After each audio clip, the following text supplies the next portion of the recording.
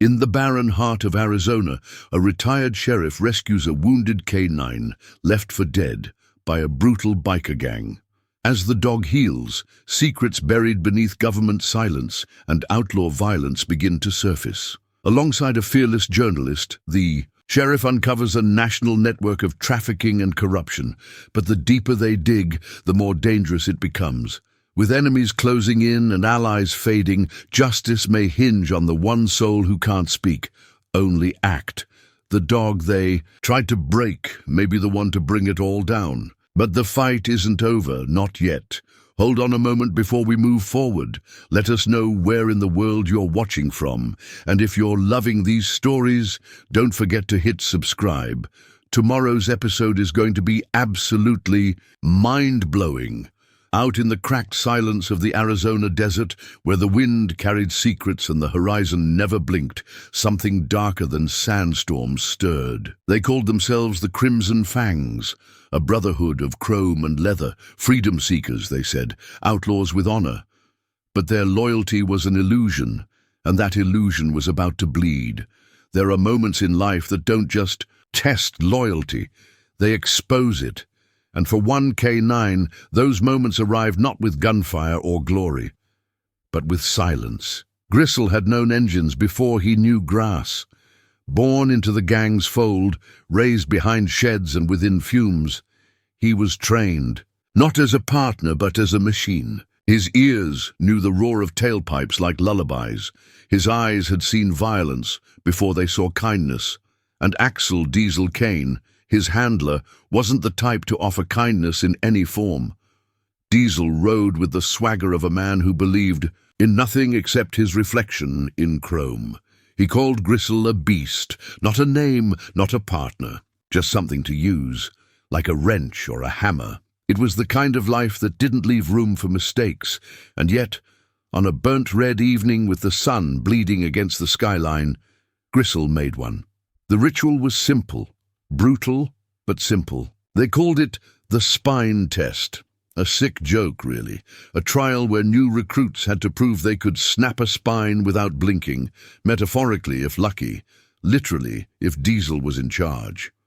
This time, the victim was a boy older than 16, accused of snitching, of whispering to the wrong person at the wrong time. He was gagged, shaking, his eyes wide and lips trembling around the dirty cloth they'd stuffed in his mouth.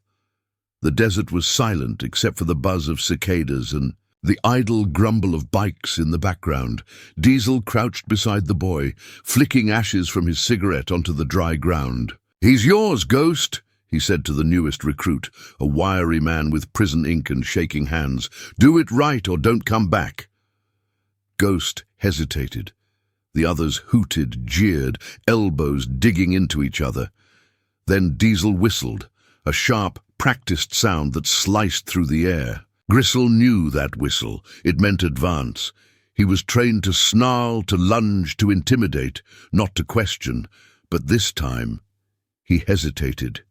His ears twitched. His eyes locked on the boy's face. Something flickered. Not fear. Recognition, maybe. A scent, a breath, a reminder, and he didn't move. Diesel's eyes narrowed. "I said move," he barked. Still, Gristle didn't. The boy whimpered. Ghost looked lost. The gang murmured, and then silence. One beat too long. Diesel rose slowly. Like a storm building, he walked toward the dog with the slow rhythm of wrath. No yelling. That would have been easier. Diesel didn't yell when he was really angry. He just acted. Gristle lowered his head, bracing, but not out of guilt. It wasn't a mistake. It was a choice, and Diesel knew it. "Mutts don't get to choose," he muttered. The first kick was aimed at the ribs, the second hit his shoulder, the third, the snout. The others didn't stop him. They never did. Gristle didn't whimper. He'd been trained not to, but blood painted the dust under him. His breathing grew sharp, broken. Diesel finally spat on the ground beside the dog and said loud enough for everyone to hear, "Dead weights. Dead weight." He ordered them to chain Gristle to a rusted fence post by the edge of the Mojave and leave him. "Let the coyotes sort out what the gang can't," he sneered. And so they did. By morning, the heat was already rising, the chains glinking softly against the metal. Gristle lay still, rib cracked. Clay said finally, "He reminded me why I picked you up." Elise smiled without looking over. "You mean Gristle?" "No," Clay said. "You." They watched the sun fall low behind the ridge. "This doesn't fix it," Elise said. "No," Clay agreed, "but it gives them less room to hide." The barn light flicked on as night fell. Inside, the other dogs shifted in their pens, tails thumping, low murmurs passing between them. Gristle lifted his head. Out in the fields beyond the fence, silence stretched wide. But this time, it didn't feel empty. It felt earned. The road was quiet that morning. Clay drove slow, the dust rising in long, lazy streams behind the truck as the sun broke over the hills. Gristle sat in the passenger seat, his head out the window, eyes fixed forward. There was no urgency, no chase, no press, just a purpose. Clay carried the flag rolled up in the back seat, along with a small metal plaque and a post driver. They didn't say much on the ride out. Neither of them needed to. The old fence line came into view, just as the sky turned from amber to blue. The same rusted post where Gristle had once been chained stood there still, tilted from wind and time, forgotten by everyone except the two men, one man and one dog, who remembered exactly what it had meant. Clay parked, stepped out, and walked slowly through the low brush. Gristle followed a few paces behind. He sniffed the ground near the post, then sat down, tail still, head bowed. Clay didn't tell him to do it. He just did. Clay pulled the post from the earth with a groan and set it aside. In its place, he drove the new one deep into the ground, every strike of the driver echoing like a heartbeat. When the hole was firm and level, he unfurled the flag and raised it. Then he opened the box and mounted the plaque at the base.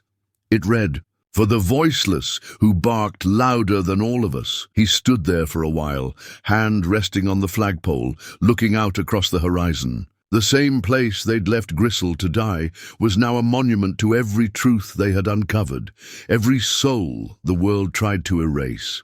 Elise had wanted to come, but he'd said no. This part wasn't for ceremony, it was personal. Clay looked down at Gristle and gave a quiet nod. Time to go home. They returned to a town transformed. Oracle wasn't loud about it, but it changed where it mattered. The sheriff's office had new leadership. The school added trauma training to its curriculum. A local rescue organization partnered with the Watchdog Initiative to support more canine recovery programs. And the barn, now rebuilt stronger than ever, housed 7 dogs, each one pulled from somewhere dark and made whole again, little by little. Gristle never took to a leash again. He didn't need to. He was the quiet center of the ranch. The others followed. Kids from neighboring counties visited just to see him. Some didn't speak much, still dealing with wounds that didn't leave bruises. But when they sat beside him in the dirt, something opened. A kind of calm, trust earned, not given. Elise kept going. She traveled, spoke, kept the story alive. She turned down offers from networks and publishers, said she'd already written what mattered, said the rest was up to others now. Her laptop was full of names, some from the old map, others from leads sent through encrypted messages. There were still people unaccounted for, still questions, still shadows. But that didn't mean they had failed. One evening, as spring turned toward summer, Clay found Gristle resting in the grass by the barn. The other dogs lay nearby, but Gristle watched the sky. Still, steady. Clay sat down beside him. "We changed something, didn't we?" he asked. Gristle didn't move, just blinked once. Clay smiled just a little. They stayed there a while, watching the sun dip past the ridge, that last line of light slipping over the horizon. It wasn't finished. It never would be. But in that moment under that sky, there was peace, the kind that comes when the truth's finally been spoken and the world, even just for a heartbeat, listens. "He barked at night to tell us someone was coming. I thought he was magic." Clay knelt beside her. "No, honey, he's just brave." The mother cried. She didn't explain why. She didn't have to. Elise sat at the porch later that evening, laptop closed, arms around her knees. They tried to crush this in silence, she said, tried to bury it in paperwork and dirt roads. Clay looked out at the field, where Gristle and the others now played freely under the orange light of sunset. But they forgot something, he said. When you break something honest, they do. Pieces still shine. Justice wasn't a courthouse. It wasn't a headline. It was a dog who wouldn't back down. And now he had an army. The courthouse lawn in Oracle had never seen a crowd like this. Rows of folding chairs stretched across the grass, filled with townspeople, out-of-state guests, survivors, and journalists. Flags lined the perimeter, fluttering against the dry spring wind. At the center, a raised wooden platform bore no politicians, no sponsors, only people who had lived the story. No security detail flanked the edges, but a row of uniformed veterans stood watch anyway, not for show, but because they knew what threats looked like. Clay stood near the back, hands folded in front of him, jacket pressed, boots shined. He hadn't been told the full schedule of the event, only that he was expected to be there. He didn't like surprises, but he respected Elise enough not to argue. Gristle stood beside him, leashless as always, calm and quiet but alert. He wore a new vest, not tactical, but ceremonial, stitched with the seal of the town and a single word, Guardian. The mayor of Oracle stepped up to the microphone first. She looked nervous. Most of the town had never seen her speak outside a ribbon-cutting or county fair. Her voice wavered at first, then steadied. "We have gathered to honor those who refuse to look away," she said, "to thank those who fought for truth in a place that once feared it, and to remind ourselves that justice isn't something given, it's something we choose, again and again." She stepped aside. Elise followed. She wore a plain black blouse, no makeup, no script, just a folder clutched in one hand. She recounted the early days, how she met Clay, how she found Gristle, and how a burned collar and a pile of forgotten reports unraveled everything. Then she paused and turned toward the crowd. "I spent years chasing stories that never made it to print, stories buried by bureaucracy and threats, but the one that changed everything wasn't about a gang or a judge or a company. It was about a dog who chose not to attack when ordered, a dog who said no when everyone else said nothing." She reached down and patted Gristle's back.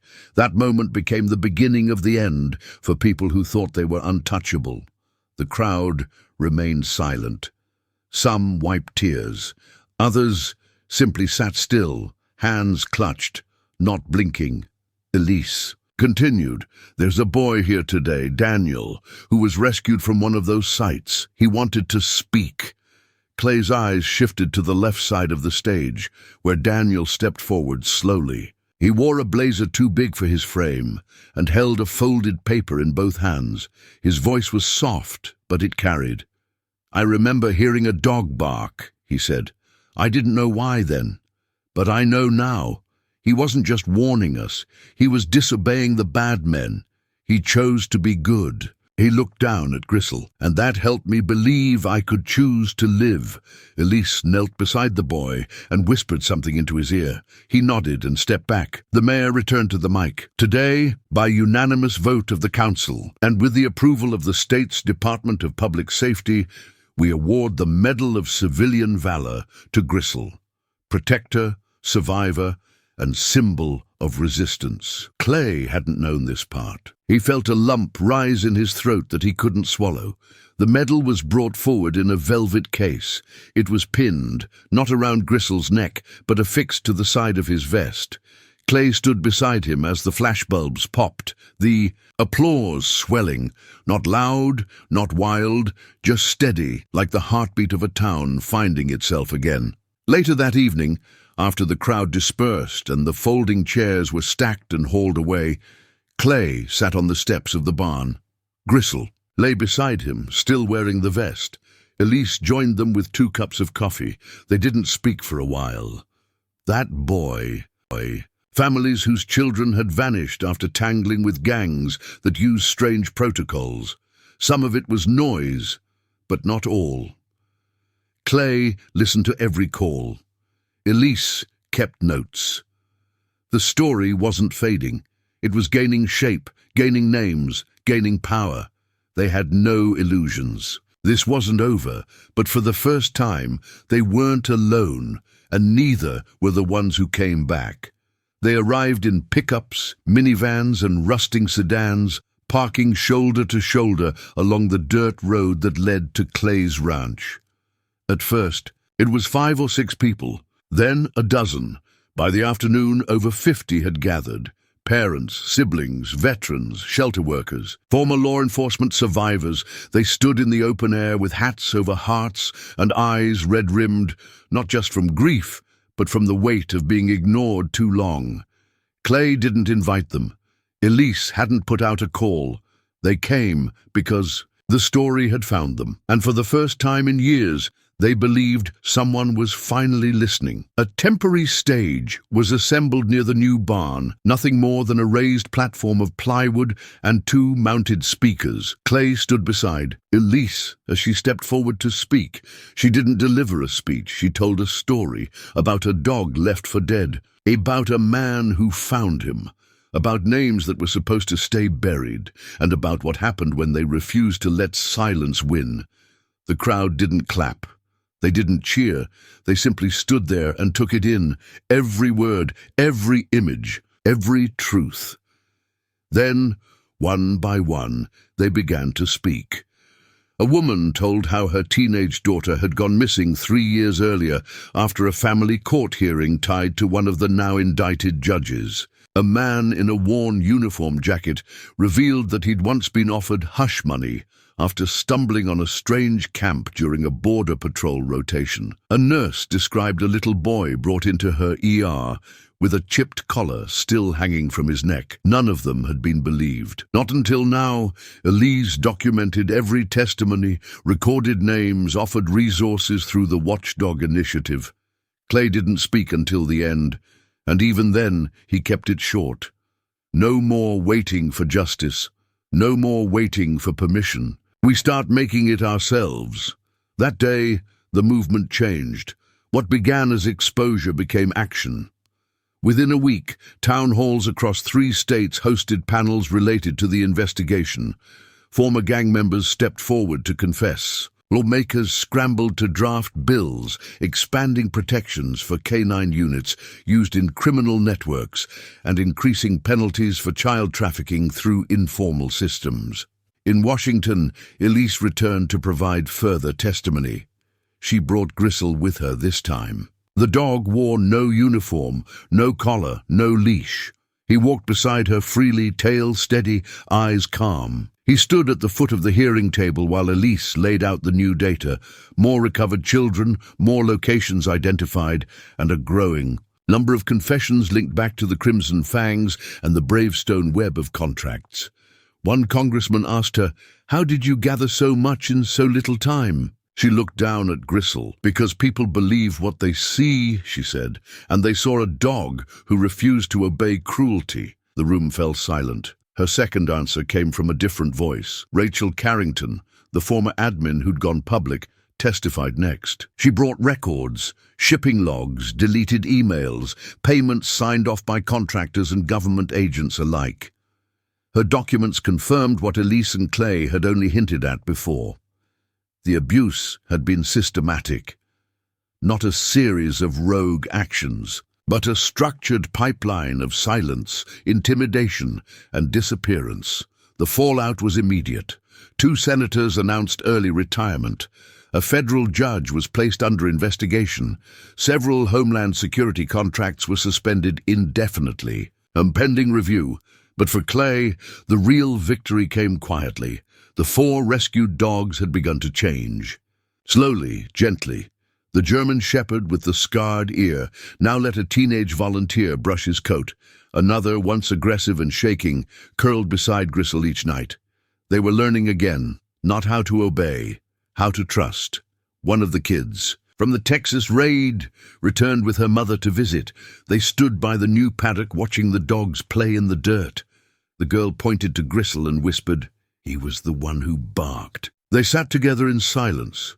Gristle lay between them, tail twitching in his sleep. Across the country, the weight of what had happened was settling in. Public outrage had turned into action. Politicians made promises. Agencies scrambled to rewrite protocols.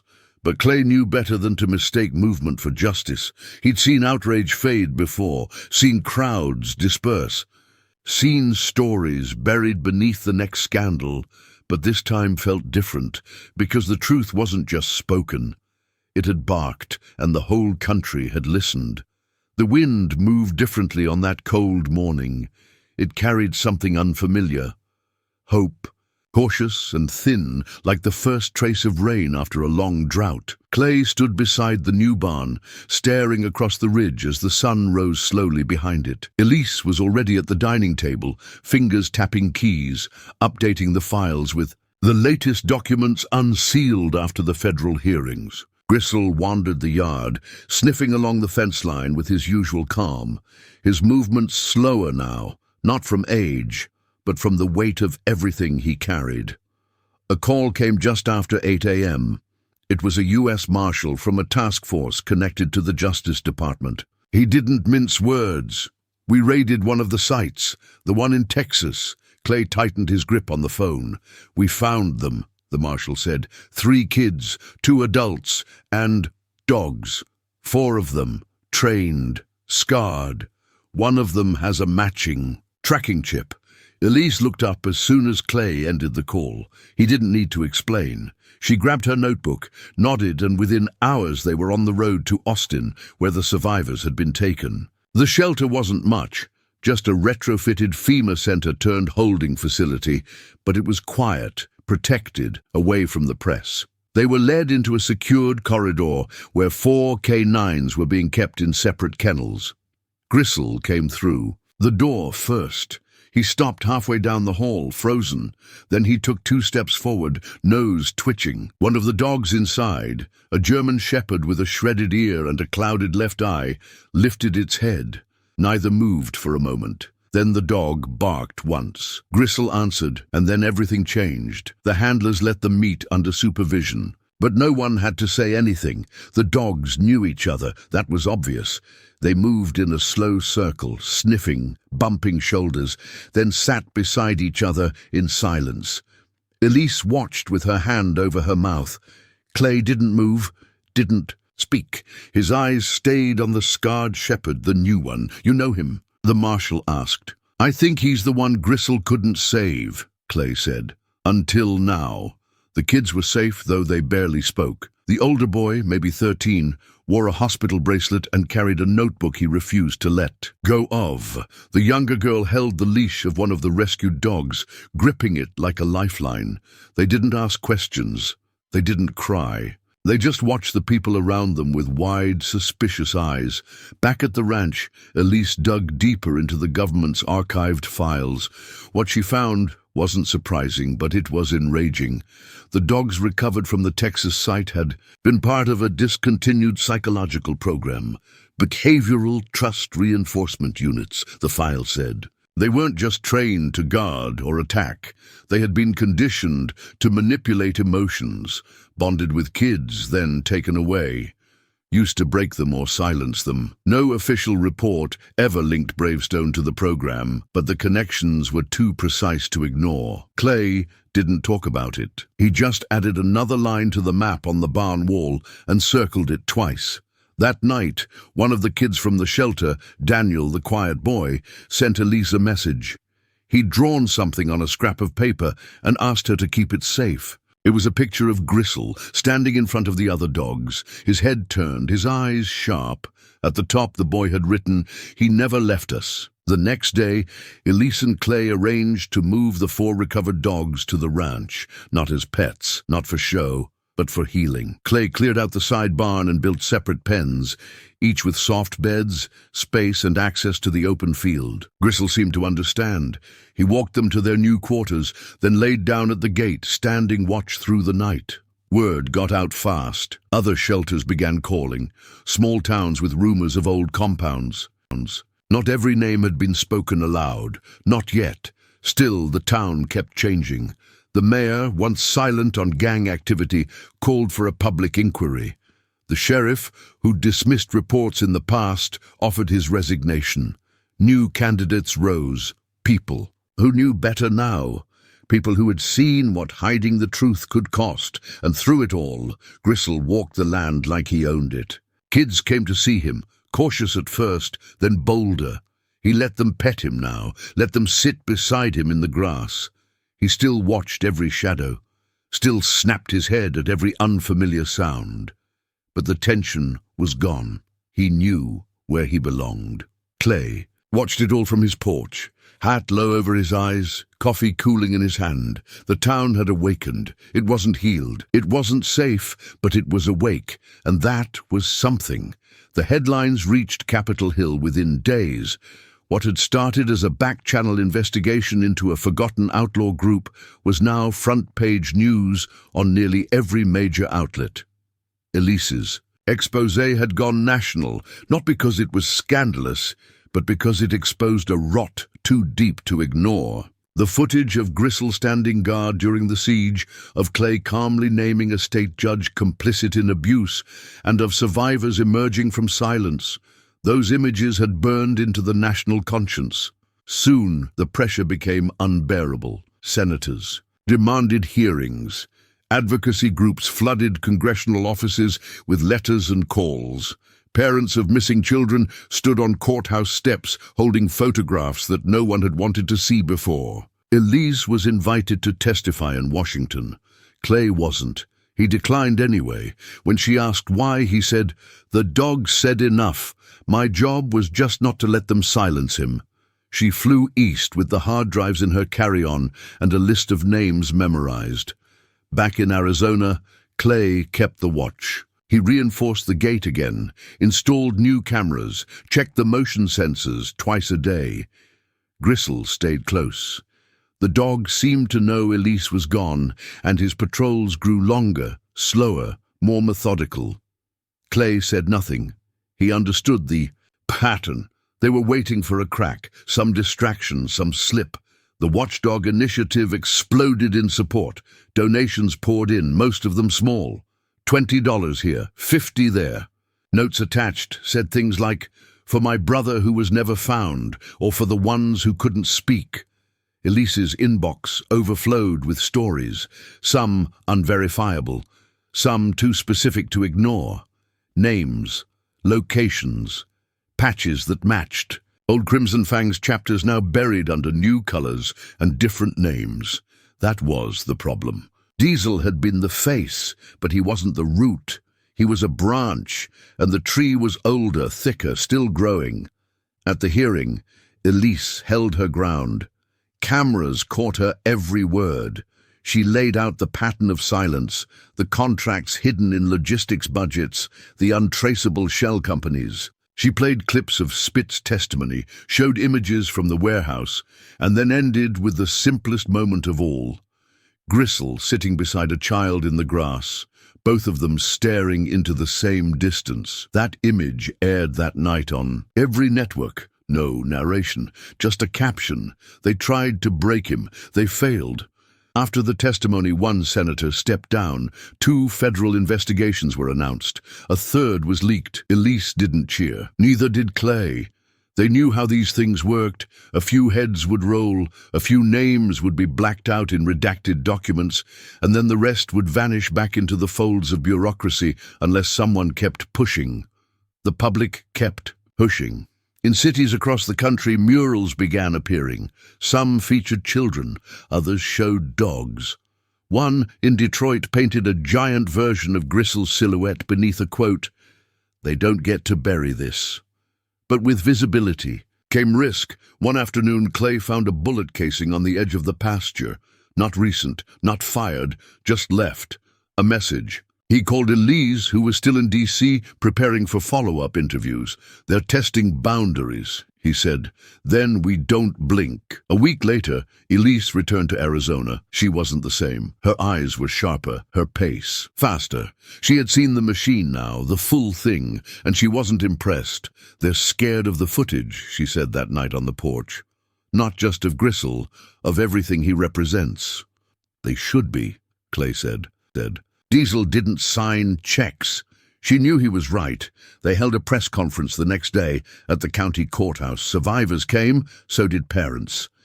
Spitz's daughter stood on the courthouse steps and read a letter from her father, ending it with a message for the country. Don't let this story fade. My father helped build a cage, but now he's helping tear it down. Then something unexpected happened. A boy, maybe 9, maybe 10, approached Clay as he stood away from the crowd, didn't say a word, just walked up and placed a hand on Gristle's head. The dog stood still, watchful. Then slowly, Gristle leaned forward and let the boy wrap his arms around his neck. "Thank you," the boy whispered. Clay felt his throat tighten. He didn't ask questions. He just watched the moment stretch into something rare, something whole. A flicker of redemption, lit by a dog they tried to break and couldn't. The town of Oracle had always kept its head down. It was the kind of place that learned long ago to look the other way, when bikes thundered down back roads, or when strangers paid in cash and left no names. People worked their land, minded their business, and let silence pass for peace. But now something had shifted. After the news broke, after the footage spread and faces were named, silence didn't feel like protection anymore. It felt like guilt. The first to knock on Clay's door wasn't a reporter or a government agent. It was a man named Leonard Finch, a retired postal clerk who'd lived in Oracle his whole life. He held a faded manila envelope and looked like he hadn't slept in days. "I saw the footage," Leonard said, voice low. "I recognized one of the names. Judge Mackin used to call me personally when certain packages arrived. Told me not to. Log them, just hand them off. I didn't ask questions, I should have." Clay took the envelope, nodded once, and told him he did the right thing by coming now. Leonard cried before he left, said he didn't want to die carrying that weight. Within a week, 3 more people stepped forward, 2 local business owners, and a former utility worker. All had pieces, not smoking guns maybe, but confirmation, a pattern, a history of cover-ups stretching back more than a decade. Elise catalogued everything. She turned the ranch's living room into a war room. Maps. On every wall, colored string connecting names to dates, transactions to events. Gristle would sit nearby, tail thumping now and then, watching as if he understood they were finally catching up to the truth. The ranch itself began to change too. Strangers came, not with microphones, but with hammers and plywood. The first group was a local contractor who'd seen Clay's interview online. He offered to rebuild the barn, free of charge, said his son had served with K9 units overseas and he couldn't get the image of Gristle out of his head. Soon others followed. A welder, a painter, a group of volunteers from a nearby animal rescue. They didn't ask permission.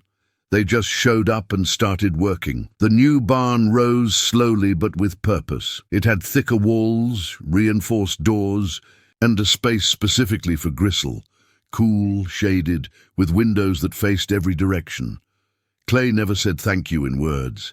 He just worked beside them, silent, steady, shoulder to shoulder. Elise proposed something else, a non-profit.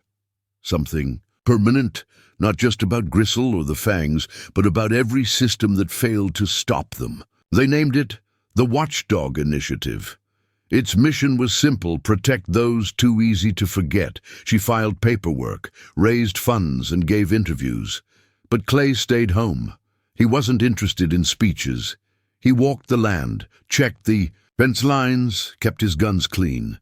He knew the fight wasn't finished. Exposure didn't mean resolution. It only meant light had finally touched the rot. That was a start, but rot didn't vanish on its own. One night, Clay found Gristle standing at the edge of the new barn, staring off toward the ridge. The dog hadn't barked, he hadn't growled, but something about the way he stood made Clay reach for the rifle leaning by the door. He scanned the tree line. Nothing moved, but that feeling was back. Later, Elise confirmed what he already suspected. One of her off-grid servers had been breached. Nothing stolen, nothing changed, but someone had been there, just watching. A reminder that the people behind this weren't finished. that Diesel's death had made someone nervous. Knife ready, but by the time he reached them it was over. Diesel lay unmoving, his arm mangled, eyes glassy and empty. Clay knelt beside Elise, cutting the ropes from her wrists. She was shaken, but alive. They took me from the motel parking. Lot, she said, breath ragged. Didn't even see it coming. You're safe now, he said. No, she whispered, eyes locked on Diesel's corpse. Now it begins. Clay turned to look at Gristle, standing guard beside the body, blood dripping from his snout. This wasn't just another attack. It had been the last desperate move of a man watching his empire collapse. But Elise was right. With Diesel dead, others would rise. The silence he'd protected for years would unravel. But only if they kept pushing. Clay looked down at the dirt, then at the map still folded in his coat pocket. 4 sites remained, 4 red circles, 4 more scars on the country's conscience. Let's go, he said, standing. Gristle followed. Without hesitation, they left Diesel Kane where he fell, body cooling in the desert dusk, his silence buried with him. But the truth he tried to kill, that was still alive. News of Diesel Kane's death spread faster than Clay or Elise expected. By the time they reached the ranch the next morning, 3 different independent outlets were already reporting it as a gang leader found dead in desert shootout. The authorities had accepted the version Clay gave: self-defense, attempted kidnapping, justified use of force. Elise said nothing during the questioning, choosing silence over detail. She'd recorded the entire rescue with a hidden mic and encrypted it before they'd even driven away from the scene. Still, the official narrative felt incomplete. Diesel's name carried weight, but only in certain circles. Most of the public had no idea who he was or what he'd been part of. The system wasn't going to broadcast the corruption he represented unless someone forced its hand. So Elise did. She released the full video from the barn siege, unedited, alongside a written exposé that included fragments from Spitz's testimony and stills from the warehouse cameras. She didn't bury the lead. The headline was simple and brutal: the dog they couldn't break. Inside the Crimson Fang's secret war on America's children. Within hours it exploded. Tens of thousands of shares. Forums caught fire. Podcasts picked it up. Clay's phone didn't stop buzzing. Former law enforcement officers began commenting anonymously, backing up parts of the story. And then it happened. Someone came forward. A woman named Rachel Carrington, former Bravestone admin. She had watched Clay's video weeks ago, kept silent. But after seeing Diesel's face go viral, something shifted. She walked into a local newsroom in Phoenix with a hard drive, a typed statement, and trembling hands. She spoke on camera. Said she'd been tasked with scrubbing field reports and doctoring invoices from off-book shipments routed through Texas and Louisiana. Said she'd seen the payment trails, some tied to a judge, others to an unnamed Homeland Security contractor. She cried when she mentioned the kids. Said she always knew something was wrong, but no one listened until now. Spitz's daughter, Harper, also agreed to testify, only if her father's sentence was reviewed. Elise made a dozen calls. A legal aid group picked up the case. A week later, Roy "Spit" Denson appeared by video link, voice steady, eyes hollow. He laid it all out. From the first kid smuggled in from a rural detention center to the first canine dog trained in obedience rituals. He admitted to helping build the chain, but he also told them how to break it. When the footage aired, it was all over national outlets within a day. Clay watched it unfold in pieces. Gristle lay beside him, calm, unaware that his scars now lived in headlines. Reporters began circling the property, some polite, others not. Elise handled them. She kept Clay out of sight. Gristle, too. This wasn't about fame. It was about reckoning. A week later, the first federal indictment landed. Then another. Elise returned from a meeting in D.C. with a folder full of sealed court orders and a fire in her eyes. "They're opening a formal probe into Bravestone's legacy contracts," she said. "We did it, Clay. We cracked it open." But he just nodded and looked out toward the ridge where the barn used to stand. "It's not done," he said. "We still got 4 marks on that map, and someone gave those orders." Elise locked eyes with him. They're retreating. Outside, tires screeched, engines roared to life. Clay ran to the edge of the porch just in time to see 3 bikes peel off into the night, followed by a truck he didn't recognize. Gristle returned limping but upright. He had a cut above his eye, but it wasn't deep. Diesel wasn't among the ones who fled. They found him 20 yards from the barn, unconscious and bleeding, a tourniquet on his thigh where Gristle had torn through. Clay dragged him to the house and sat him under the front light. The camera still rolled. "You should have finished the job in the desert," Clay told him. Diesel didn't respond. Sirens began to wail in the distance. Someone had finally called. Them, too late, but the country was already watching, and they had seen what the Crimson Fangs really were. Not outlaws, not freedom seekers, predators exposed. They didn't let their guard down, even after the last siren faded and the flashing lights disappeared into the desert behind them. Clay paced the yard with a flashlight, his boots cutting deep into the dirt, where blood had soaked through. Elise monitored the remaining signal strength on her laptop, keeping tabs on the footage as it spread from news aggregators to independent security blogs. The video was everywhere now. Diesel Kane's face, battered and swollen, had been captured under porch lights, his threats recorded, the gunfire unmistakable. They had the evidence. The world had seen it, but Elise knew better than to believe the war was over. Diesel had been taken away in handcuffs. He barely spoke during the transfer. Local deputies treated him like any other suspect, unaware that the man in their cruiser wasn't just a gang leader, but a bridge between 2 invisible worlds: organized crime and outsourced government rot. It wouldn't be hard for him to vanish. In transit, wouldn't be hard at all for someone with resources to buy his silence. 3 days passed without incident. Then, on the 4th morning, Elise didn't answer her phone. Clay found her room empty, her bag gone, her laptop still open on the table.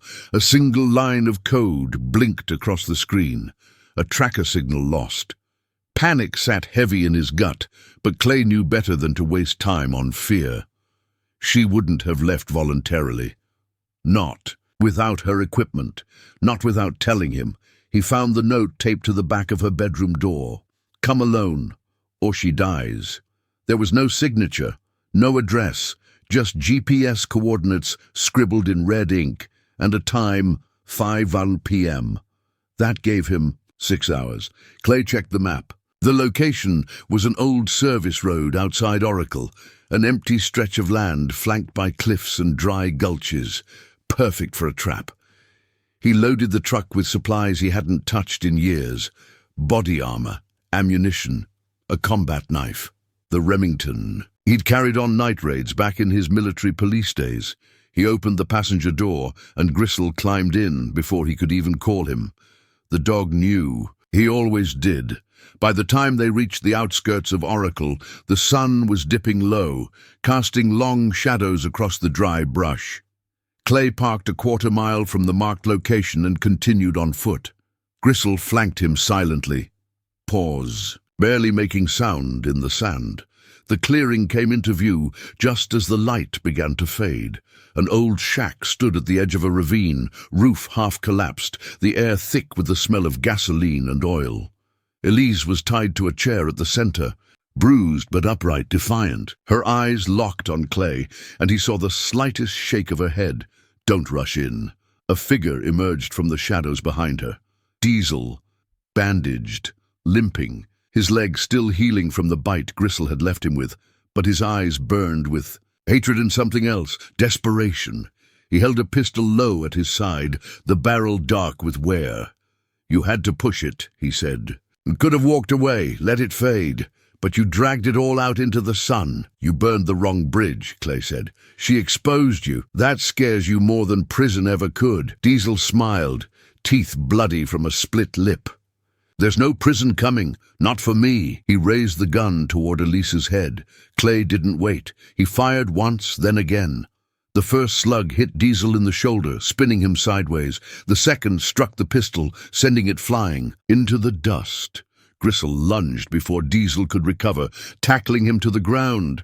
Clay rushed forward. The night sky behind her, a haze of distant engines and dust clouds. In the glow of the floodlights, figures began to emerge. Leather vests, patches gleaming, crimson fangs. Clay stood in the center of the driveway, Gristle at his side. The war had arrived, but the cameras were already rolling, and for the first time the fangs had nowhere to hide. The first shot wasn't fired. It was felt. A pressure in the chest, a whisper in the air that told Clay everything he needed to know. This wasn't intimidation anymore. This was an assault.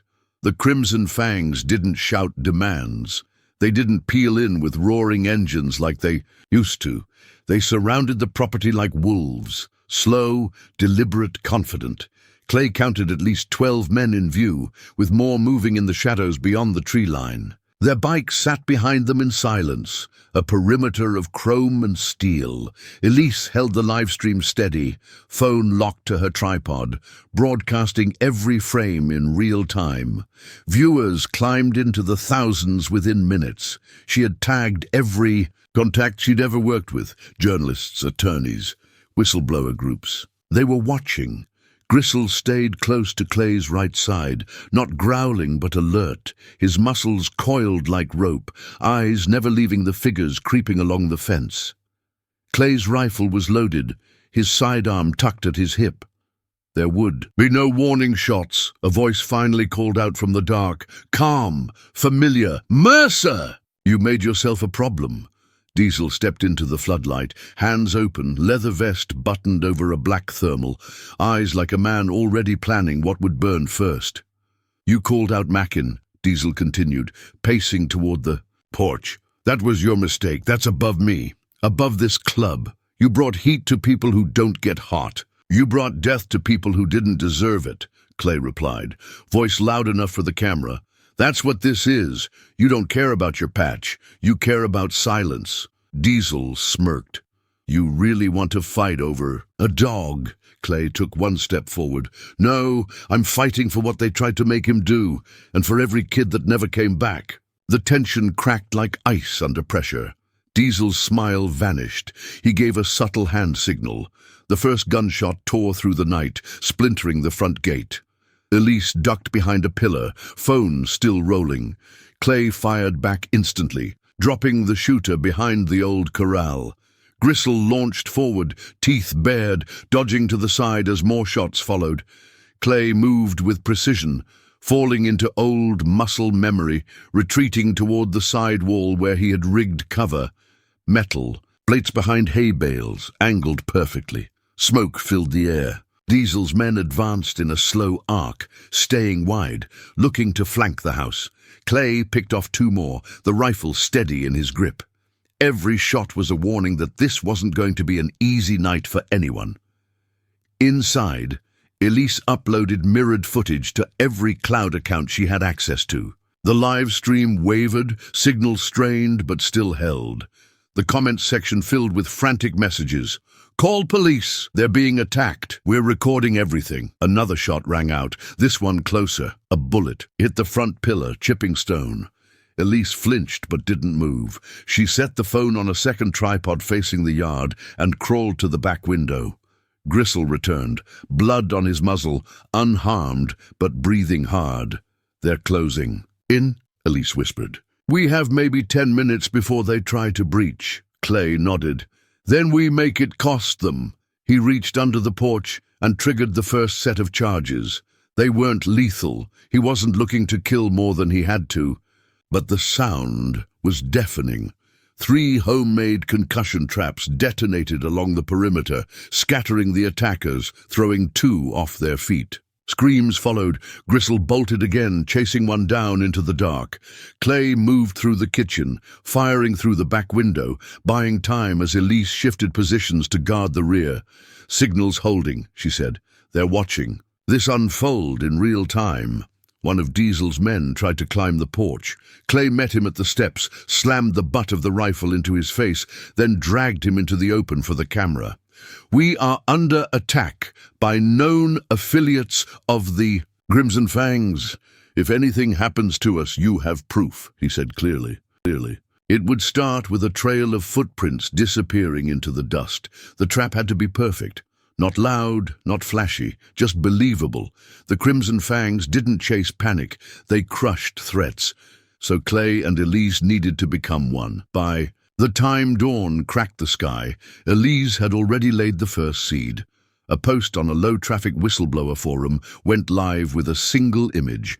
The map Spit had given them, cropped to show only 3 locations and no context. Under it, one line of text. More than one politician helped cover this up. The names drop tomorrow. Clay watched the post from his phone while sipping coffee on the porch, Gristle lying at his feet. You think they'll bite? They have to, Elise said.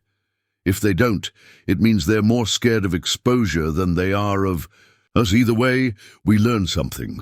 By noon, the post had been downloaded 17 times and shared twice, once on a dark web sub-channel known for laundering dirty contracts. Elise smiled without humor.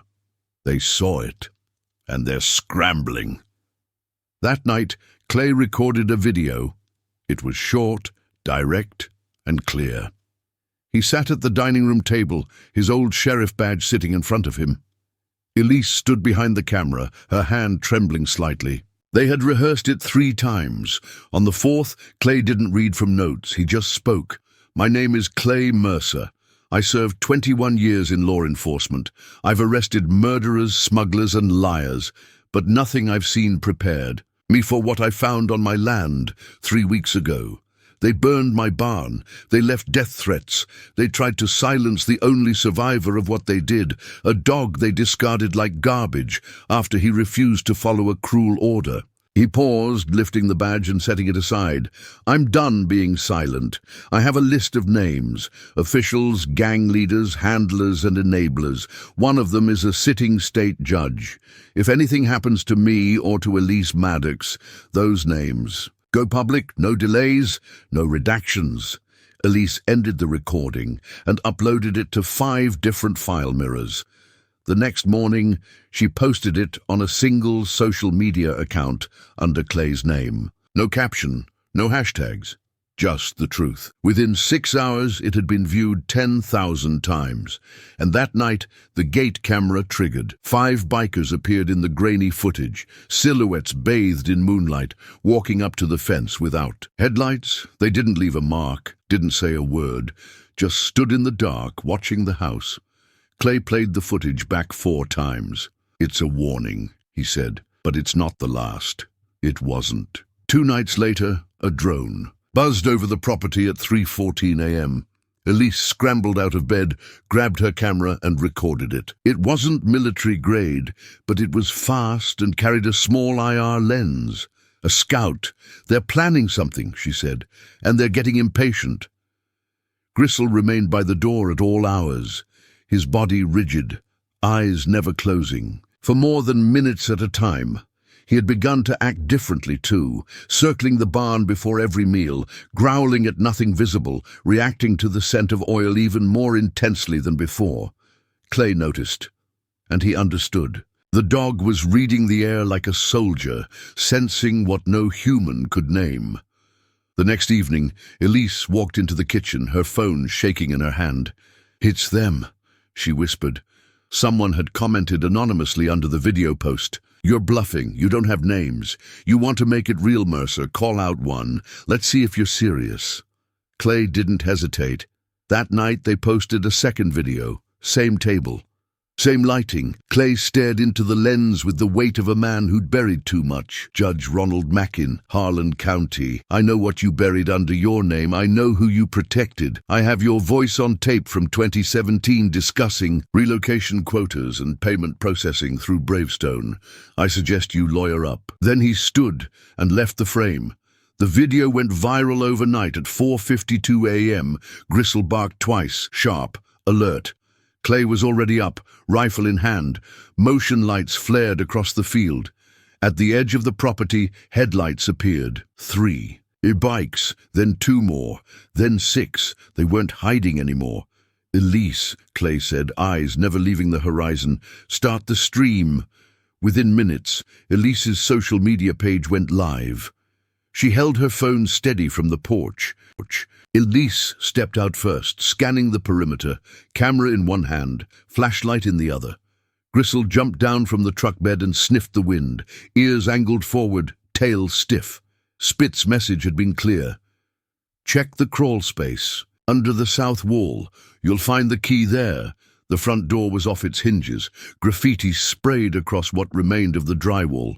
Bottles, broken chairs, and cigarette butts littered the floor. Clay moved slow and deliberate, watching every corner as if someone might still be squatting there. Gristle led them to the southern end without hesitation. Nose pressed low, paws carefully avoiding the shattered floorboards.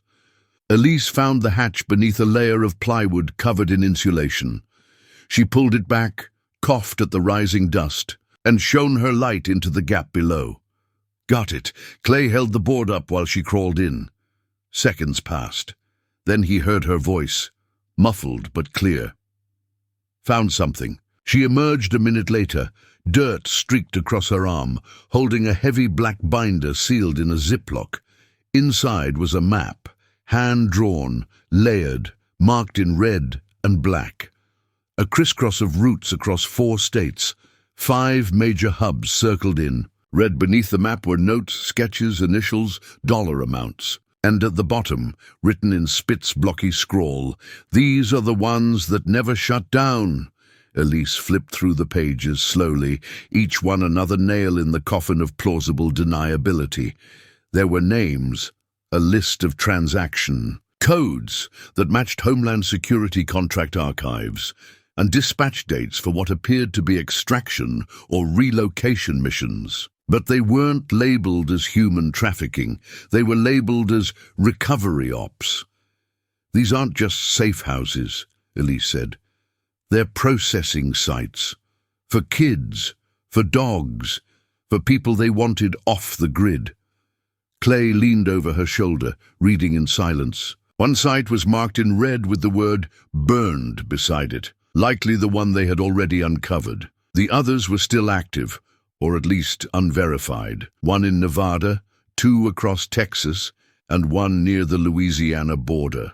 They were moving. "A cargo," Elise said, "using security contracts as cover. Every one of these hubs ties back to old Bravestone subsidiaries. Diesel's been scrubbing evidence ever since the article went live. But this," she tapped the map, "this is what we needed." They returned to the ranch late that night, paranoia riding with them like a second shadow. Clay reinforced the gate. Elise reconfigured her signal encryptions. Gristle didn't sleep. He paced, circled, then sat in front of the front door and wouldn't budge. The next morning, Elise called 3 different numbers, whistleblower hotlines, federal oversight contacts, and one last friend buried deep inside the DOJ. No one answered. Directly, only recordings, and within 3 hours her burner phone was bricked, not jammed, not hacked, just dead. "They're scrubbing us," she said quietly. "We're flagged." Clay didn't speak. He took the map from the binder and nailed it to the inside of the barn's new plywood wall. 5 red circles stared back at them like open wounds. Underneath, he scrawled a name next to each, not of the locations, but of the children who'd gone missing nearby.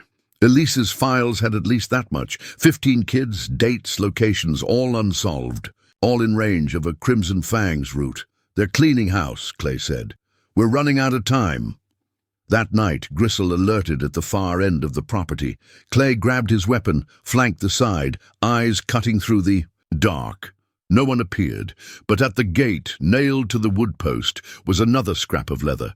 This one was fresh and smeared with blood. Elise scanned the footage from the motion sensor camera that covered the gate.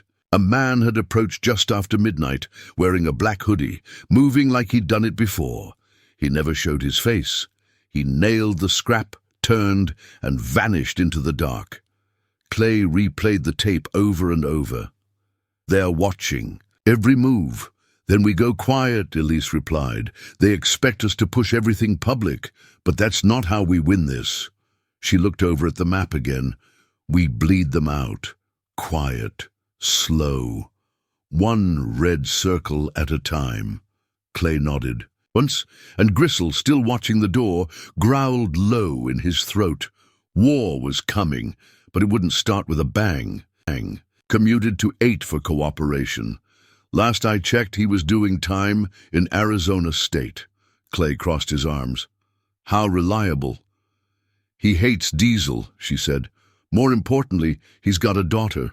One of the few things he ever tried to protect. If we can reach her, maybe we get him talking again. By midday, they had a name. Harper Denson, age 22, living under a protected address in Maricopa County. Elise made contact through a back channel tied to a trauma recovery network. The message was simple. Your father holds the key to stopping a criminal operation that never died. People are still disappearing. We want to end it. We can keep you safe. The reply came 6 hours later. A meet.neutral ground, abandoned drive-in west of Chandler. They arrived before dusk. Clay kept the truck idling, shotgun beneath his coat, Gristle resting in the back seat but alert. Elise stood in the open, hands visible, nothing threatening on her.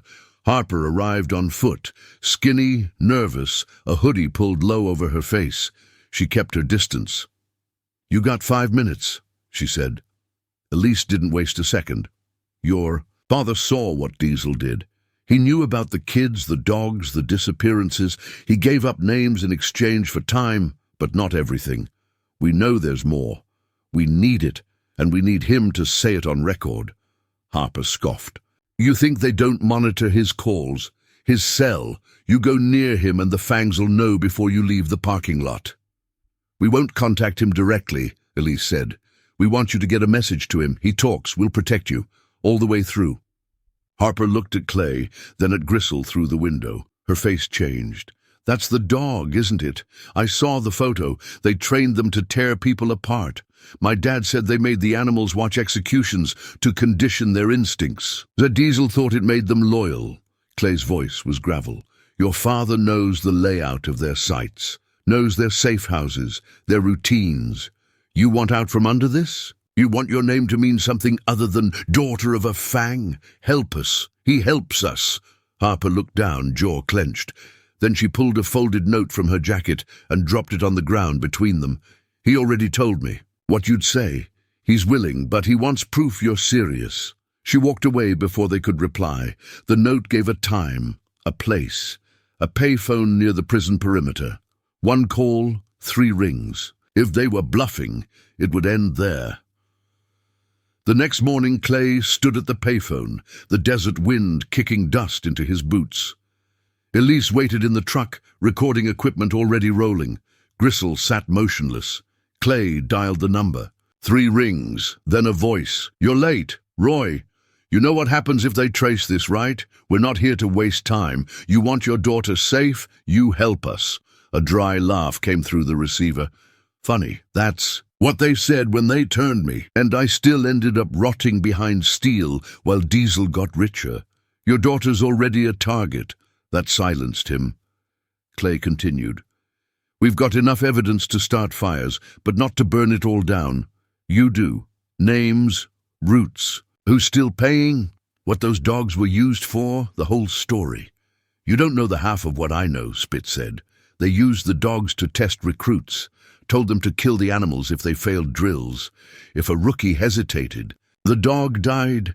If he didn't, they promoted him. The kids, they were leverage, punishment. They were given collars too, Clay, real ones. With tags. Clay's hand tightened on the receiver. I've got more, Spit added, but I'm not handing it over unless Harper is moved somewhere clean. New name, off-grid. I don't trust your system. You want my voice? You get her out. You have my word. Another long pause, then the line clicked. That night, Elise sent the first part of Spit's testimony to an old friend at a legal defense fund. By morning, she had secured Harper a relocation plan through a partner church operating refugee outreach. The deal was made. Spit would talk, and Diesel Kane's little empire was about to start bleeding from the inside. The desert heat baked everything. In silence, as Clay eased the truck to a stop just outside a crumbling ruin that had once been a Crimson Fangs clubhouse. The building sat on Bureau of Land Management property, long since abandoned, left to rot in the sun. Children sobbing in the background, and the distinct voice of Diesel ordering someone named Torch to drag a boy back into the cell for another lesson. It was hard to listen to, even harder to ignore. Then something changed. A section of audio flagged by Elise as abnormal began to play, and Clay leaned forward. Gristle's bark echoed sharply, once, then again, spaced exactly 4 seconds apart. Then silence, then another pair of barks, over and over. Clay frowned. He wasn't barking, Elise murmured. He was signaling. Clay stood and began, pacing, processing. They taught him patterns, timed responses, barks as cues. He was trying to communicate, maybe warn the others. Elise nodded slowly. He was the alarm system they couldn't control. But it was what came next that shook them both. In the background of the recording, beyond the gruff voices and distant sobs, came another voice, calmer, polished. A man speaking in measured tones, instructing someone on managing transfers and document redaction. The voice wasn't a biker, it wasn't even the typical mercenary bravado. This was someone from behind a desk, someone high up. Then a name, Councilman Rayford, Harlan County. Elise's eyes widened. She rewound the clip and played it again, isolating the segment. Councilman Rayford, that's in Kentucky, she said, pulling up her files. Nowhere near Arizona, that's hundreds of miles away. Why would his name be in this? Clay sat back down, face pale under the lamplight. Because this isn't just about the fangs. It never was. The room felt colder now. Elise typed rapidly, scanning through archived local reports, open-source news sites, and any document mentioning Rayford. Within minutes, a pattern emerged. An unusual spike in juvenile removals, sealed custody cases, and a non-profit connected to a logistics firm with ties back to Bravestone Solutions, all routed through a shell company based out of Phoenix. Clay didn't speak for a long time. When he did, his voice was quiet but deadly. They used the gang to test loyalty, to train animals, to traffic children. But the real money's further. Up, people in government, agencies that should have stopped it. Instead, they signed the checks. Elise stared at the screen, her hands shaking. We have enough here to burn someone, maybe more than one. But we'll be targeted if we do. Already are, Clay muttered. They've been watching since the barn. That night, Gristle wouldn't sleep. He paced from window to door, ears twitching, growling at every shift of wind. Clay sat beside him on the floor, one hand resting on the dog's broad shoulders. You were part of something ugly, he said, but you turned away. That matters.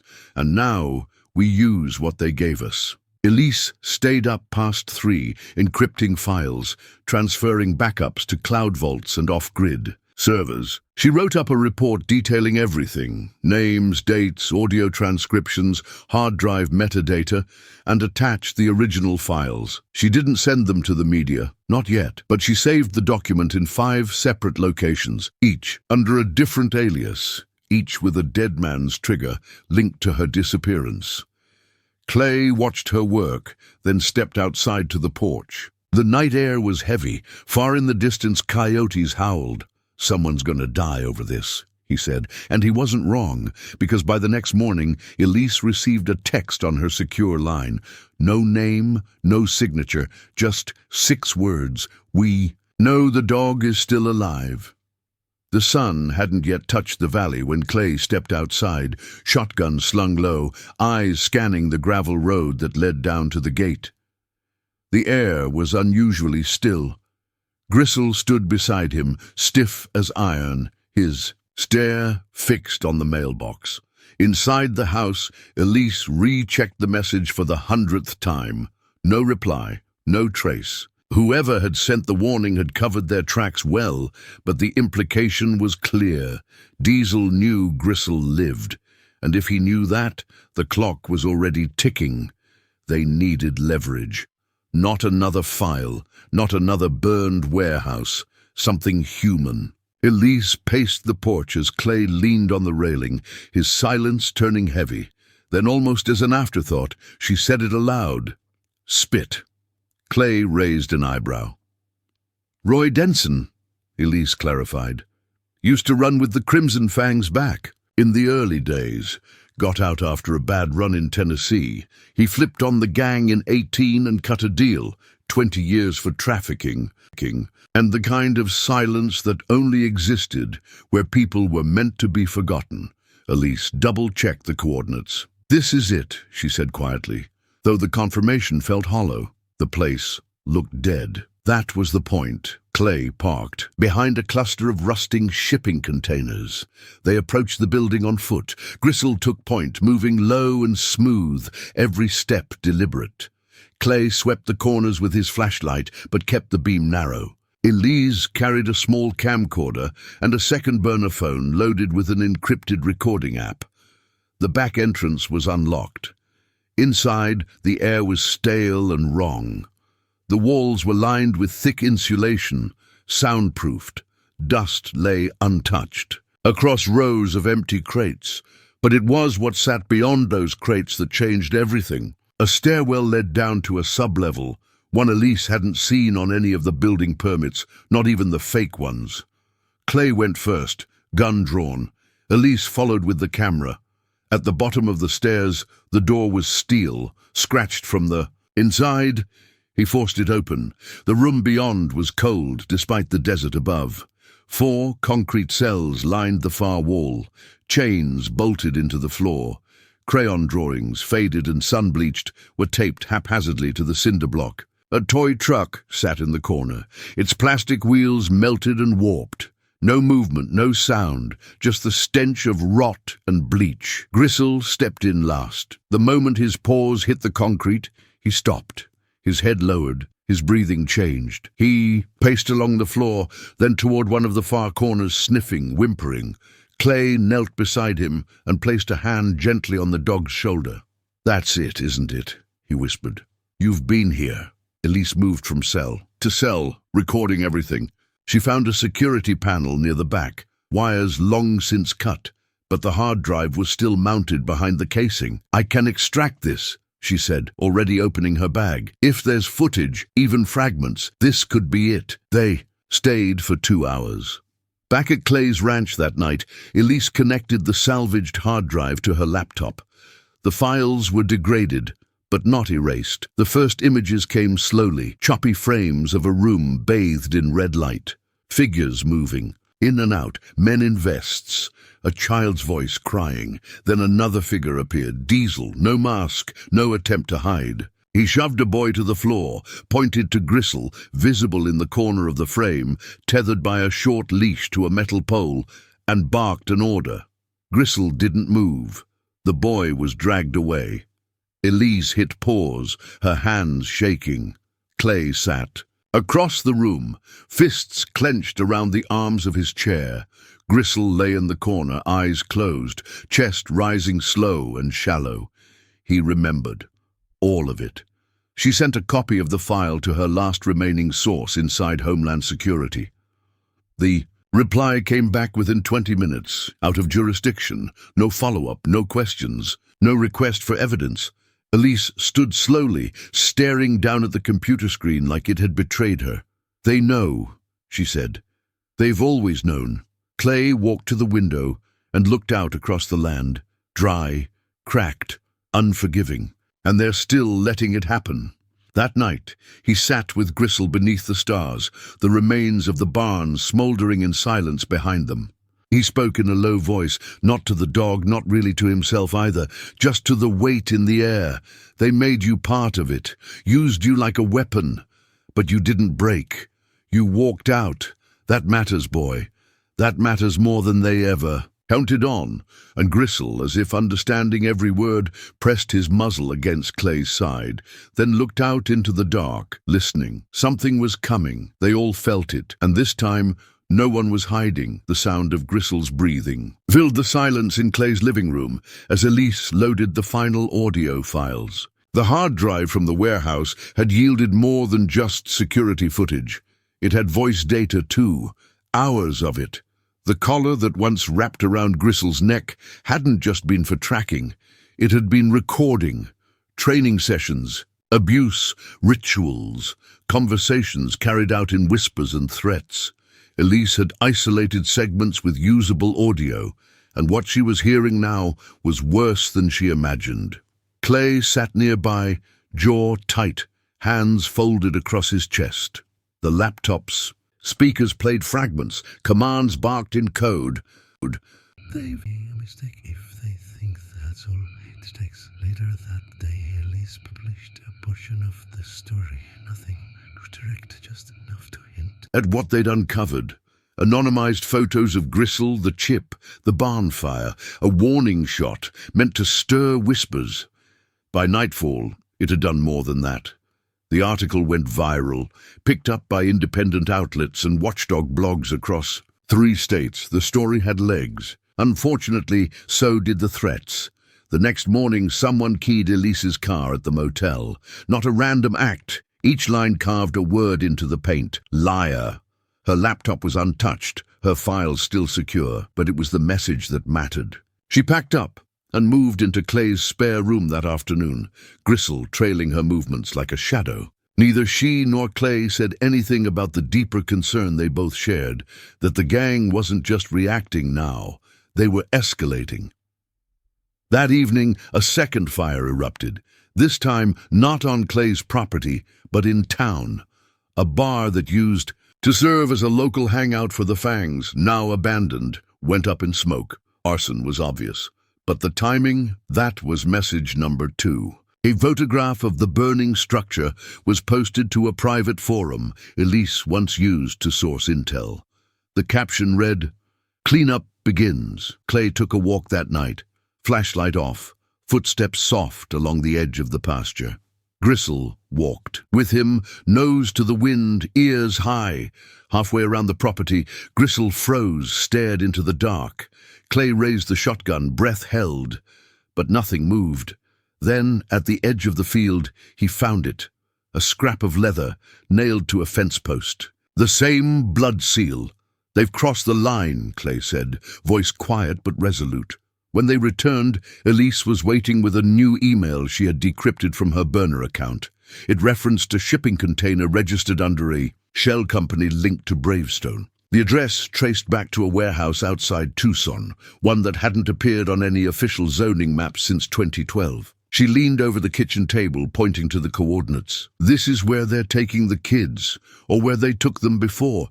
It's tied to at least 3 of the missing persons reports we've been tracking." "Too much smoke," Clay muttered. "There's fire there, guaranteed." They made plans to visit the site discreetly. No press, no contact with law enforcement, not yet. But they'd need evidence, solid, undeniable, prosecutable. If the warehouse could give them that, it might be enough to pull the curtain on everything, on Diesel, on the Fangs, on the silent agencies that had looked the other way for too long. That night, Clay left the porch light off. Gristle stayed beside him as they watched the road. Just before midnight, a truck rolled past. Not fast, not slow, no plates, just like before. But this time, it stopped. For a full minute, the truck idled at the end of the property. Then a window rolled down, and something hit the dirt near the mailbox before it peeled off into the darkness. Clay walked out, Gristle pacing ahead of him. It was a Polaroid of the barn, taken the night it burned. But what chilled Clay wasn't the flames in the background. It was the figure standing in front of them, blurred but unmistakable. Diesel, grinning, holding a bottle of whiskey in one hand, and in the other what looked like Gristle's original collar. "They're not hiding anymore," Clay said, handing it to Elise the next morning. "They want us to know. Then we hit back," she said, her voice harder than he'd ever heard it. But Clay shook his head. "Not yet. Let them think we're scared. Let them think we're broken." He looked down at Gristle. "We'll show them what survival really looks like." The road to Tucson stretched like a scar across the desert. Clay drove in silence, one hand on the wheel, the other resting on his thigh near the handle of his revolver. Elise rode shotgun, laptop balanced on her knees, face lit by the screen's pale glow. Gristle lay in the back seat, head pressed against the rear window, his body tense, eyes fixed on the horizon. They didn't speak much. There was nothing left to say that hadn't already been buried under ash and blood and burnt-out silence. The warehouse wasn't marked. It stood on the outskirts of a dried-up industrial district, surrounded by cracked pavement, barbed wire. The flames had found dry timber and oil-stained corners. Gristle barked once, warning. Clay threw the hose into the blaze, tried smothering the heat with dirt and cloth, but it moved too fast. Within minutes, the east wall buckled, sending a storm of embers skyward. Clay grabbed a crowbar, pried open the west pen and shouted. Gristle didn't wait. He ran. The heat licked at Clay's back as he stumbled out, coughing, eyes stinging. By dawn, the barn was blackened to bone. Smoke drifted in thin sheets over the property, ash resting on the porch like snow. Elise's car rolled in just after sunrise. She stopped when she saw the damage, stepped out slow, eyes wide with horror. Clay didn't speak right away. He stood beside the wreckage, shirt singed, hand wrapped in gauze. Gristle sat next to him, the fur on his left side darkened by soot. Elise approached, her voice cracked. They found us. Clay nodded once, left something behind too. He held up a piece of scorched leather, no larger than a wallet, marked with a faint red emblem. A blood seal. Elise's face went cold. "That's a death mark," she whispered. "Used only when someone inside the gang is condemned." "They're not trying to warn us anymore," Clay said. "They've already made their decision." Later that morning, Elise uploaded the barn footage to a secure channel. The camera facing the west pasture had survived. Barely. Grainy images showed 3 figures entering the property through the dry creek bed. No visible faces, but their gait was clear. One of them carried a jerry can. Another left the leather mark on the fence post. The file was sent to every contact Elise had in federal enforcement. Most didn't respond. One did, with a warning, "Back off." Clay sat at the table, staring at the message. Elise read it again out loud, then deleted it. "This goes higher than bikers," she said. "The FBI didn't ignore those trafficking reports. They buried them." She opened a folder marked "Confidential" and dropped it on the table. Inside were archived emails, redacted contracts, and a list of companies once affiliated with Bravestone Solutions. Most were dissolved or renamed. One, however, still operated under a different banner, a humanitarian logistics group contracted by DHS. Elise pointed to a name in the corner. "Same man who denied my last investigation. He used to be Bravestone's security director. Now he's a government advisor." Clay's jaw tightened. They used the gang as muscle, outsourced control. When the firm got shut down, the gang didn't vanish. It just slipped into the cracks. "They never stopped," Elise said. "Just changed uniforms." The next day, Clay repaired the fence near the barn. It was a small thing, symbolic at best, but he needed it. Gristle stood beside him, still limping slightly. He barked once, then moved to a nearby patch of dirt, sniffing, digging. Clay walked over. What they found was buried in a rusted tin box, a collar, smaller than Gristle's, burned, cracked, and bloodied. Elise took one look at it and knew they had more than one. That night, they stood by the blackened shell of the barn, the wind carrying the scent of burned pine and secrets too long buried. Clay looked at Elise, then down at the dog who had once been a tool. "Not anymore. They thought he was trash," Clay said, voice low. "But he's the only reason we've got truth left to chase." From inside the ruins, beneath a warped beam, the metal tracking chip they'd buried with the bones still blinked red. Not dead, not silenced, just waiting. The ash still clung to Clay's boots when the first of the messages arrived. Not an email, not a phone call, just a black envelope slipped under the gate. Inside, a single photograph, Elise, parked at a gas Station in town, sipping from a paper cup, completely unaware. Beneath the photo, a note scribbled in black marker.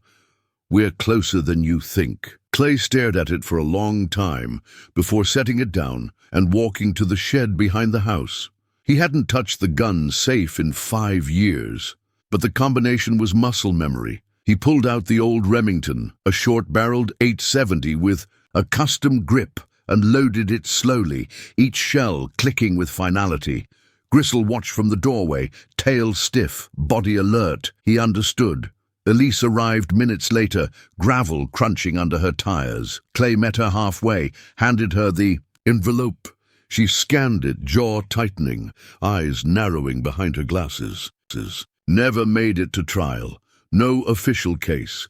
2 agents went missing a week after the arrest. You think your dog was part of something ugly. You don't know the half of it. Clay didn't flinch. He'd seen the inside of too many hellholes, as both soldier and sheriff, to be shocked by missing kids and dead agents. But something about this ran colder than the rest. Gristle wasn't just a discarded animal. He was a witness, maybe the only one still breathing. What if it wasn't? Just punishment. Elise continued. What if leaving him to die wasn't anger? It was cleanup. They agreed to head to the barn again. Clay brought gloves, Elise brought her phone, and Gristle led the way.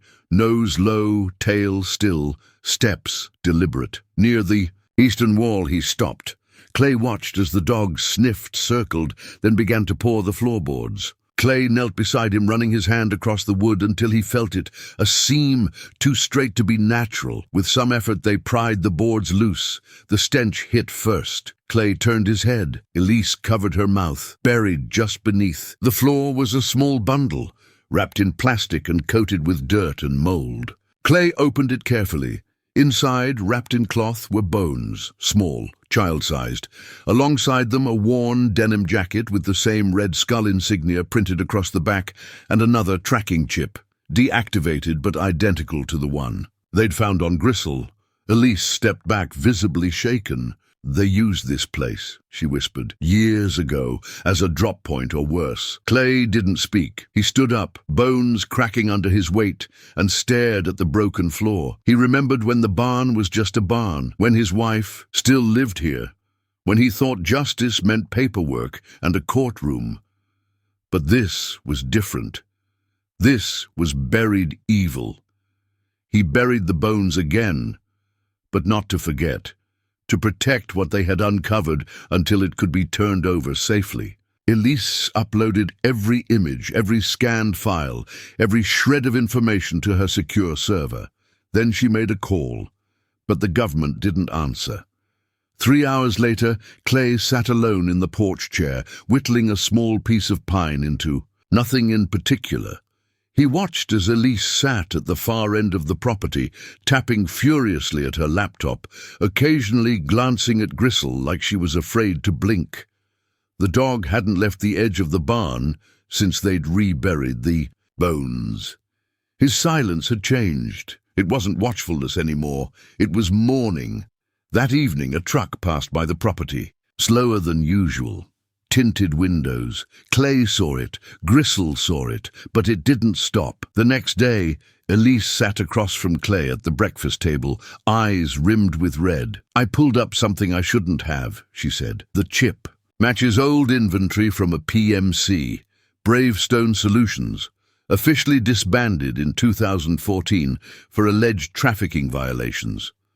But you know how that goes. Most of their assets were reallocated. Guess who runs their southern outpost now?" Clay didn't need to guess. Elijah Kane.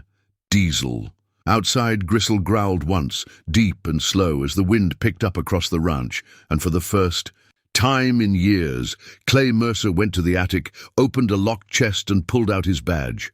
Not to wear it, but to remind himself of who he used to be, before the law stopped being enough. The night before the fire, everything felt too quiet. Clay could feel it in his bones, an unease that scratched at the back of his skull like a splinter he couldn't reach. He sat in the barn beside Gristle, watching the dog scan the open field beyond the fence. Elise had gone to town to meet. A contact, a former analyst who owed her favors and wasn't afraid to trade secrets. She left with her laptop and burner phone in a canvas bag, promising to return by sundown. But the sun had long since dipped below the hills, and the gravel road remained empty. Gristle's ears perked up just after midnight. Clay stood, shotgun already in hand, heart steady but fast. He didn't need lights. He moved through the dark, like a man who'd spent too many years depending on silence. From the barn's open doors, he saw nothing but shadows, until Gristle tensed and released a low growl. That's when Clay saw the flicker. It started at the far edge of the property, a small glow, orange and crawling, winding its way up the side of the barn like a vengeful hand. By the time Clay reached the fire with a shovel and hose, it was too late. The dog he'd rescued from that fire-blackened lot had been shaking the same way Gristle did when he smelled leather. Clay grabbed a flashlight and walked to the barn. Gristle was asleep, curled tight like an old soldier in a foxhole. Clay didn't want to wake him. He simply sat near the wall and watched. "You were made for something terrible, weren't you?" he said softly. "But you didn't go through with it." The next day, Clay called someone he hadn't spoken to in years. Elise Maddox, a former journalist with more courage than friends and a history of getting too close to dangerous truths. Her voice came through the line, wary but sharp. "Clay Mercer, that name still gives people shivers down south. What do you want?" "You remember that piece you wrote on the Crimson Fangs back in 14? The one nobody printed?" Elise paused. "You mean the one that vanished after I got too close to a Homeland Security contractor's doorstep?" "Yeah, I remember. I found a dog, a canine trained, left for dead near my ranch. Same insignia burned into his collar." Another pause, then a change in her voice. "No longer skeptical, interested. You still keep records, Clay?" "Always." "Then I'll be there in 2 days." When she arrived, her car kicked up dust in long, dry gusts across the old driveway. Gristle barked once, a sharp warning note, and vanished behind the barn.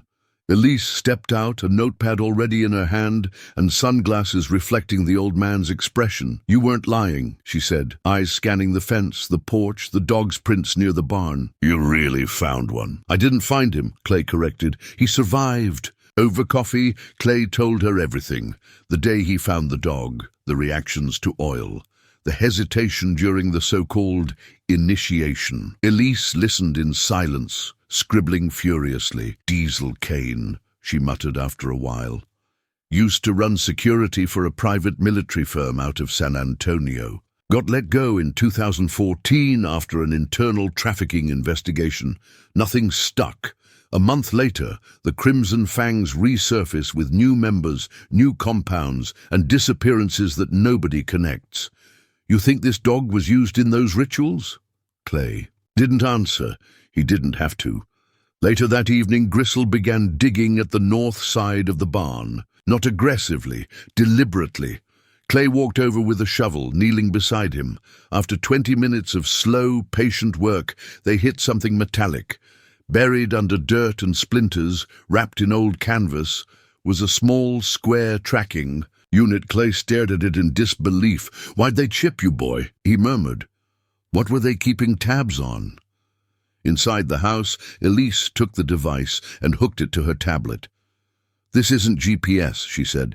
"It's military grade and encrypted." Her hands trembled slightly now, not out of fear, but out of confirmation. She had seen this kind of thing before, only back then she had no proof. Now she had Gristle. Outside, the desert wind swept through the mesquite and rusted fence wire, and far down the highway, in the hollow dark of a biker bar lined with blood-red lights, Diesel Kane stared at a phone screen. A ping had come through, an old signal, and it was moving again. Elise Maddox didn't sleep that night. The blinking light from the tracking chip pulsed in her mind like a warning flare, refusing to fade. She paced the length of Clay's narrow hallway, phone to her ear, murmuring into encrypted lines connected to what few sources she hadn't burned through years ago. Each one offered more questions than answers, or worse, silence. When she finally stopped at the window overlooking the barn, The first haze of dawn was spilling across the horizon. Gristle was sitting there, still and unmoving, eyes fixed toward the empty road. He hadn't stirred in hours, as if waiting for something he couldn't name.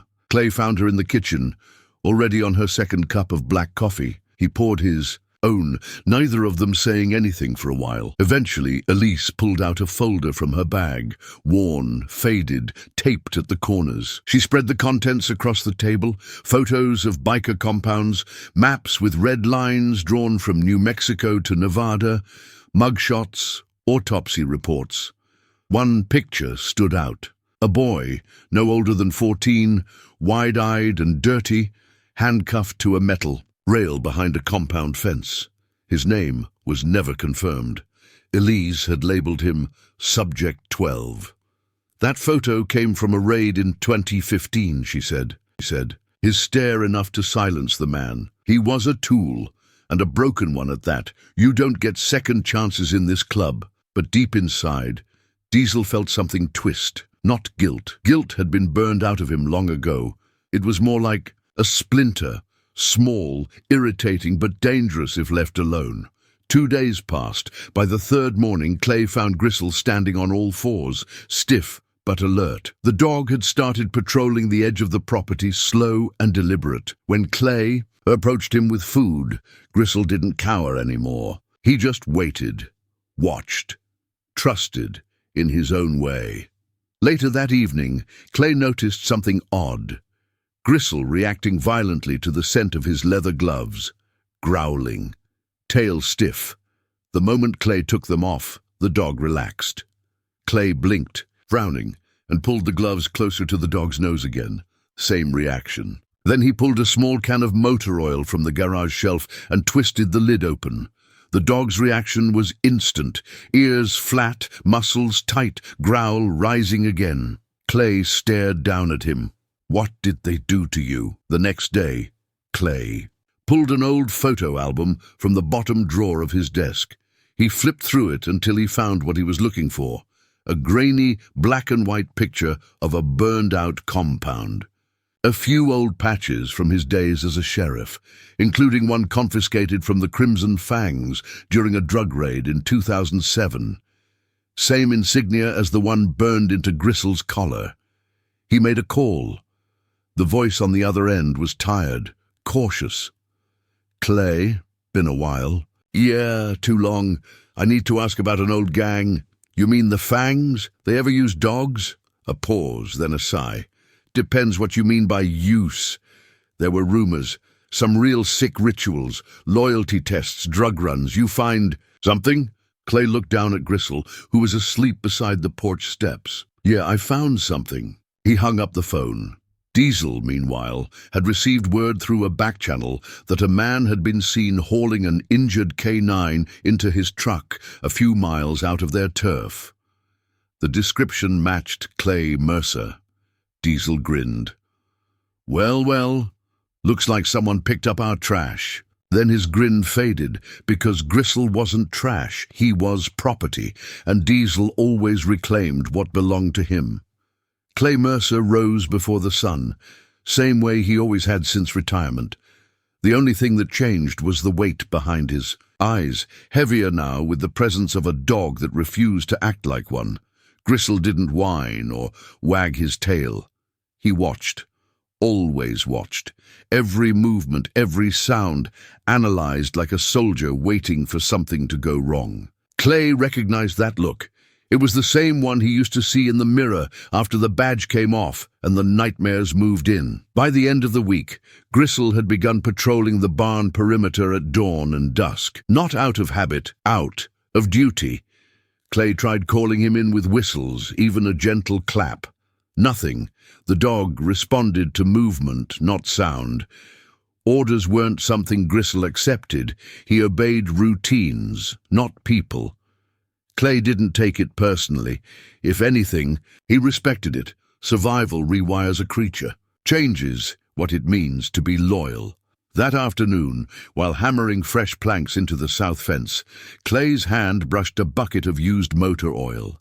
The second the scent reached the air, Gristle growled deep from the barn, his tone low, guttural. Clay set the hammer down and walked to the barn slowly. Gristle stood at the door, his whole frame rigid.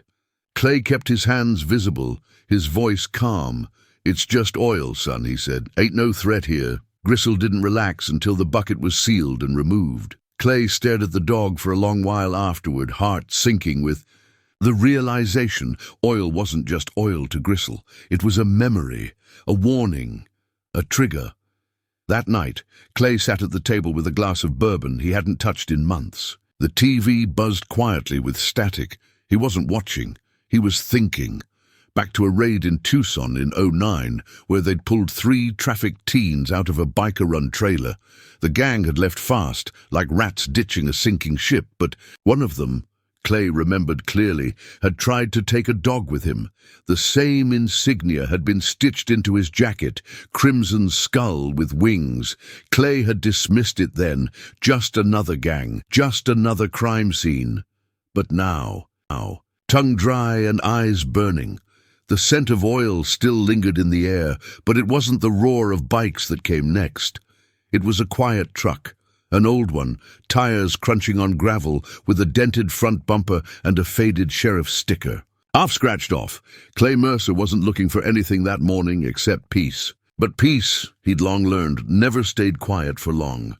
From behind his windshield, his eyes narrowed at the shape slumped near the rusted fence post. A dog. No, more than that. A K9 trained, wounded, and betrayed.